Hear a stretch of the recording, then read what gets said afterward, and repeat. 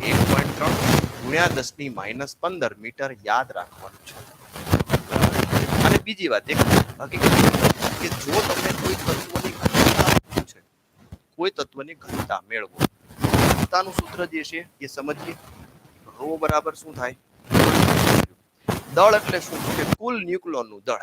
તો કુલ ન્યુક્લોન છે કેટલા? તો કે સર એ. એક ન્યુક્લોનનું દળ તો કે ધારો કે એમ, તો એ મલ્ટીપ્લાય એમને શું કે કેપિટલ એમ કહેવાય. કદ એટલે શું? તો કે 4/3 પાય આર નો ઘન.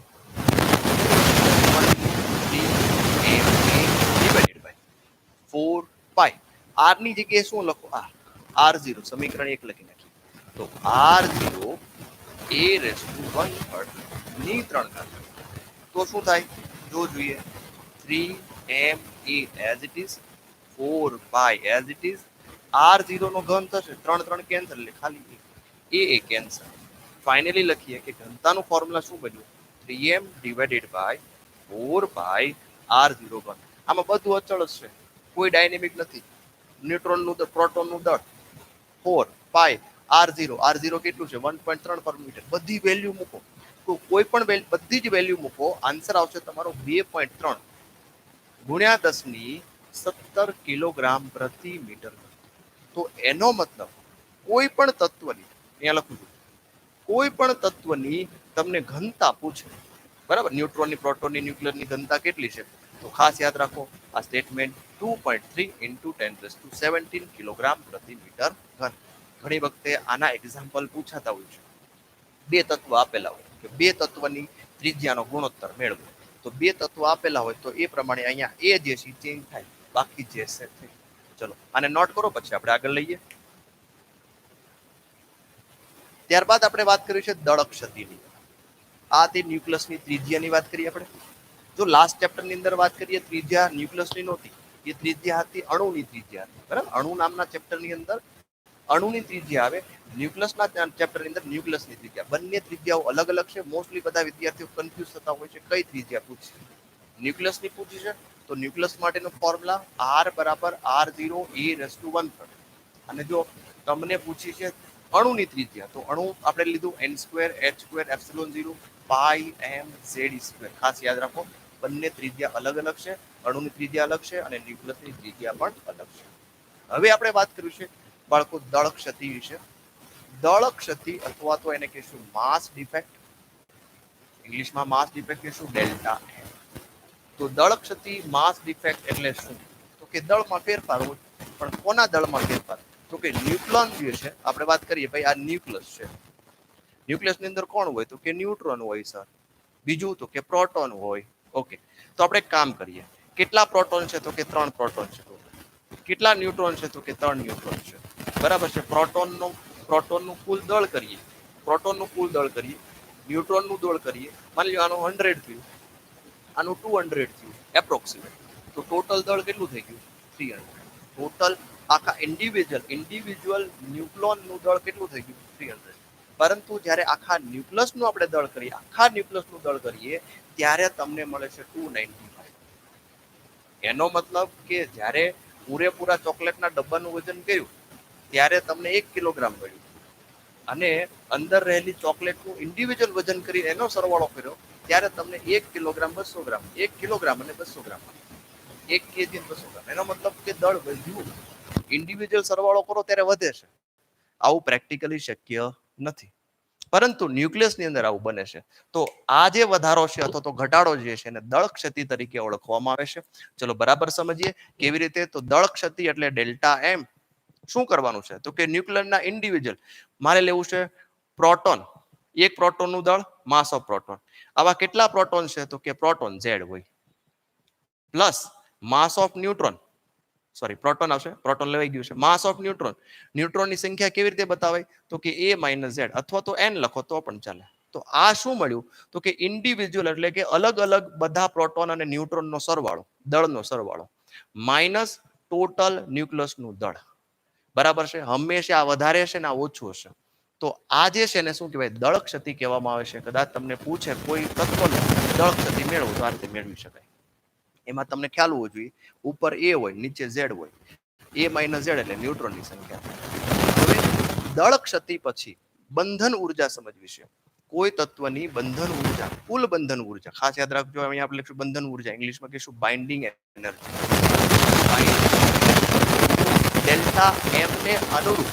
ડેલ્ટા એમ ને અનુરૂપ જે ઉર્જા મળે એને કહેવાય બંધન ઉર્જા આઈન્સ્ટાઈનનો ફોર્મ્યુલા બની ગયા E બરાબર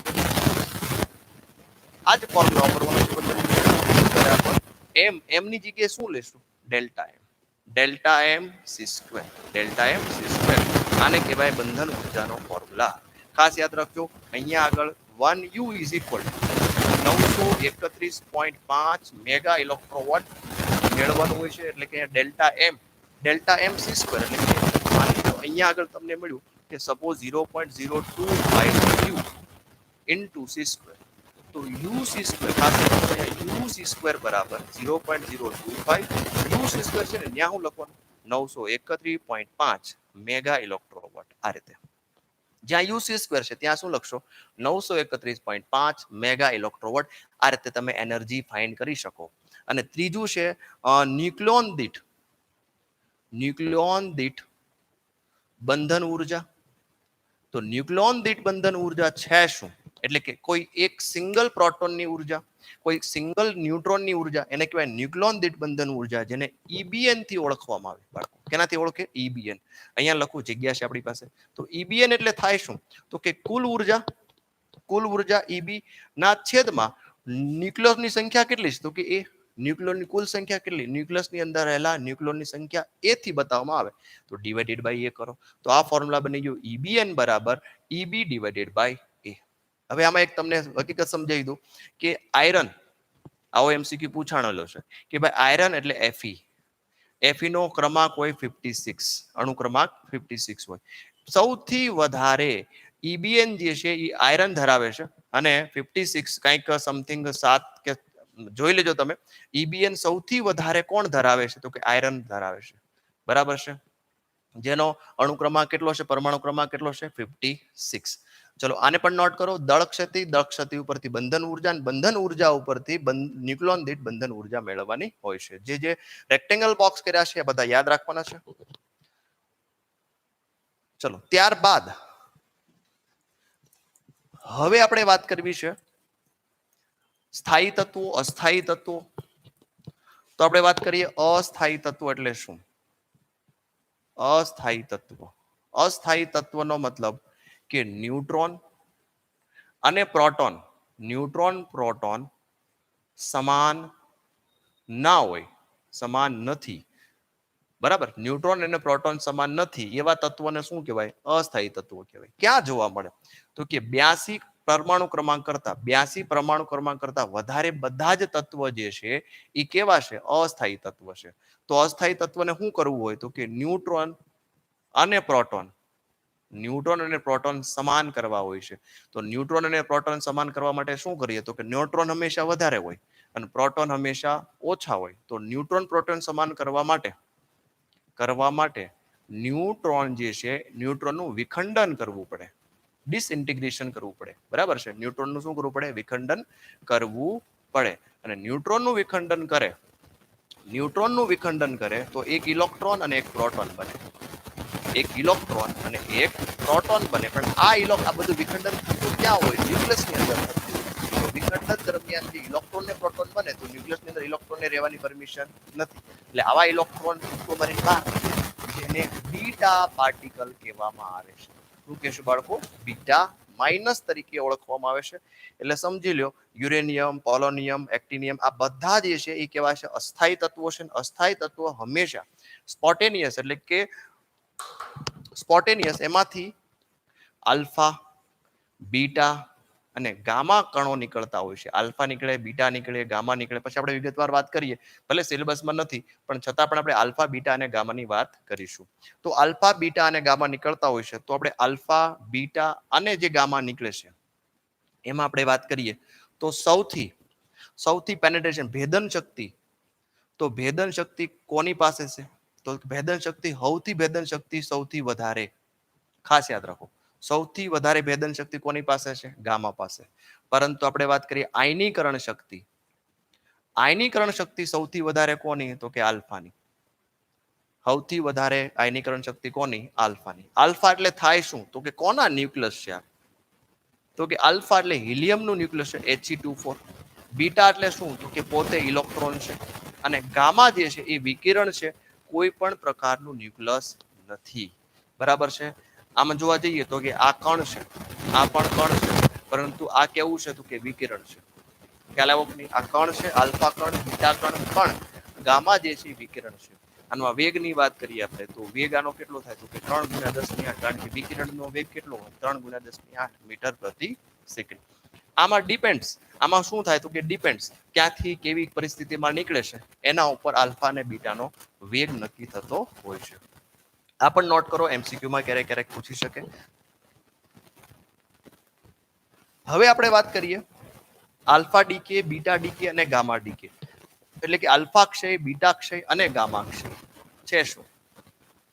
તો આલ્ફા ક્ષયના એમસીક્યુ 100% પૂછાતા હોય છે. આલ્ફા ક્ષય જૂના સિલેબસમાં બહુ પૂછાતા પ્રશ્નો આવે છે. આલ્ફા ક્ષય એટલે શું? કે બે આપણી પાસે એલિમેન્ટ છે, તો આ x1 હોય, આ x2 હોય. જો માંથી આલ્ફા નીકળી જાય, આલ્ફા ઉત્સર્જિત થતો હોય, તો એ અને ઝેડ માં શું ફેરફાર થાય? તો યાદ રાખો, એ માંથી 4 બાદ થાય અને અહીંયા ઝેડ માંથી 2 સબટ્રેક્ટ થશે.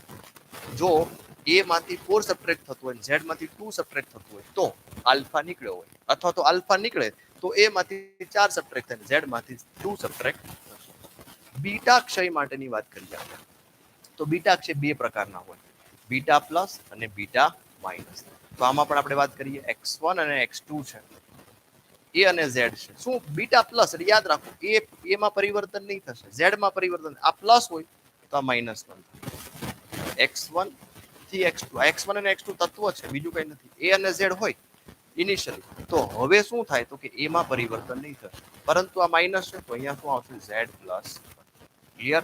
અને ગામા ક્ષયની આપણે જો વાત કરીએ તો ગામા ક્ષય માટે ખાસ યાદ રાખો કે x1 અને x2 એ નો ચેન્જીસ, z નો ચેન્જીસ. તો અહીંયા આગળ બીટા પ્લસ નીકળ્યું, અહીંયા બીટા માઇનસ અને અહીંયા આના અનુરૂપ ઘણા બધા એમસીક્યુ તમે જાતે પણ બનાવી શકો અને તમે જોયા પણ હશે. આવા એમસીક્યુ 100% પૂછાય છે.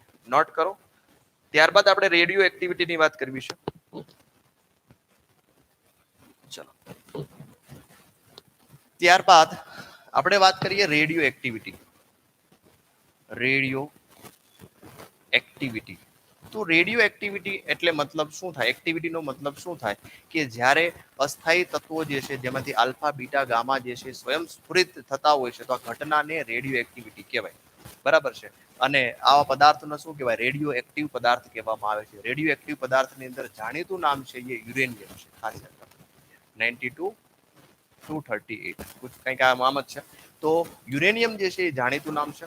આમાં આપણે ફોર્મ્યુલા જોઈએ તો ક્ષયનો ફોર્મ્યુલા છે n બરાબર n0 e raise to minus lambda T. આ ફોર્મ્યુલા છે n બરાબર n0 e raise to minus lambda T. પણ એના આ ફોર્મ્યુલા સાબિત કર્યા પછી ટી હાફ લાઈફ શું કહેશો ને? હાફ લાઈફ અથવા તો અર્ધ જીવન કાળ. તો અર્ધ જીવન કાળનો ફોર્મ્યુલા શું છે? તો કે અર્ધ જીવન કાળનો ફોર્મ્યુલા 0.693 ડિવાઇડેડ બાય લેમ્બડા. અને ટી એવરેજ નું ફોર્મ્યુલા શું છે? તો કે T average 1 by lambda. T average નો પછી બંનેનો સંબંધ પણ તમે બનાવી શકો કે ભાઈ 1 બાય લેમ્બડા છે. જો અહીંયા આગળ આપણે સંબંધ બનાવો તો ટી હાફ 0.693 તો 1 અપોન લેમ્બડા ને શું કહી શકાય? તો કે ટી એવરેજ કહી શકાય. તો આવો ફોર્મ્યુલા તમે બનાવી શકો. તો હાફ લાઈફ એટલે કે અર્ધ જીવનકાળ અને સરેરાશ જીવનકાળ આ બંનેના ફોર્મ્યુલા યાદ રાખો. સાથે સાથે n બરાબર n0 e raise to minus lambda T. જ્યાં n જે છે બરાબર છે એ અવિભાજિત એટલે ટી સમયે અત્યારે કેટલા વિભાજિત થયા ગ્રાફથી સમજાવું તમને કે આ રીતે તો શરૂઆતમાં n0 હતા. કેટલા ન્યુક્લિયસ હતા? n0. ધીમે ધીમે ધીમે ધીમે એનો ક્ષય થતો જાય છે. ધીમે ધીમે એનો શું થાય છે? ક્ષય થતો જાય છે. શરૂઆતમાં n0 હોય તો હવે કેટલા બાકી રહ્યા? તો અહીંયા આપણે લઈએ ટી સમયે n બાકી રહ્યા. કેટલા બાકી રહ્યા? n.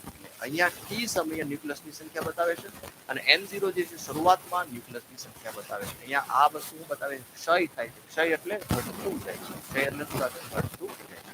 આને તમે r બરાબર r0 e raise to minus lambda T પણ લખી શકો અને દળ ઉપરાંત લખવું તો m બરાબર m0 e raise to minus lambda T પણ લખી શકો. સાથે સાથે હજી એક ફોર્મ્યુલા તમને આપું કે અવિભાજિત બાકી રહેલો અવિભાજિત ભાગ.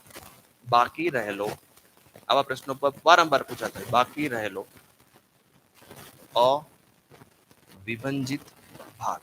તો બાકી રહેલો અવિભાજિત ભાગ કેમ હોય? તો કે n ના છેદમાં n0 1/2 એના ઉપર n ઘાત. જ્યાં n શું છે? What is n? તો n જે છે ટી ના છેદમાં ટી હાફ છે. તો તમને એવું કહેવામાં આવે ભાઈ ટી સમયે એટલું છે, અર્ધ જીવનકાળ એટલું છે. બરાબર છે. તો શરૂઆતમાં n0 હોય, અંતિમ n હોય. બરાબર છે. અને n બરાબર શું થશે? ટી ના છેદમાં ટી હાફ. આ ફોર્મ્યુલા બહુ જ ઉપયોગી છે.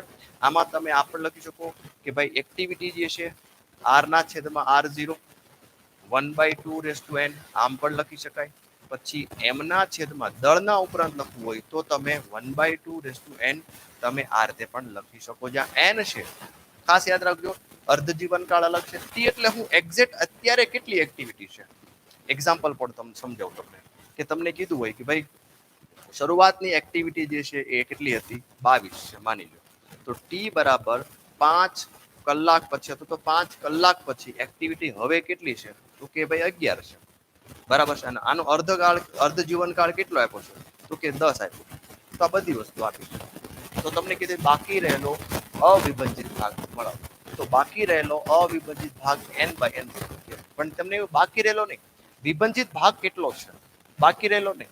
બરાબર, બાકી રહેલો નહીં, નીકળી કેટલો ગયો. તો તમારે શું કરવાનું? તો તમારે આમાંથી 1 - n/n0 જે પણ આન્સર આવે એ તમે 1 માંથી સબટ્રેક્ટ કરો.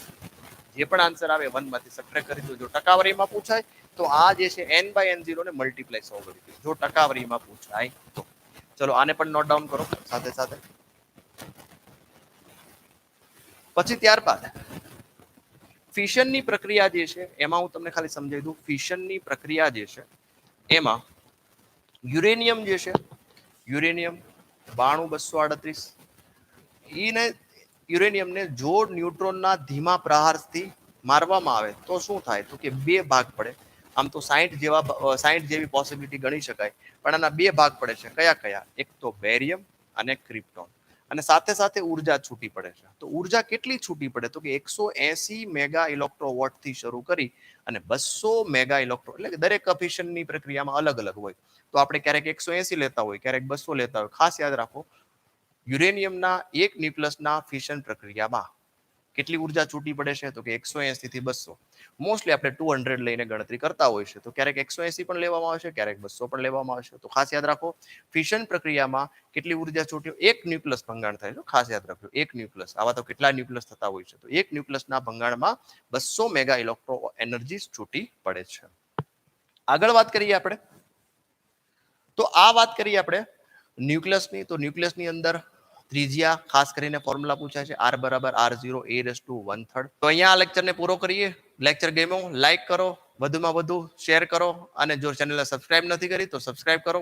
આભાર સૌનો.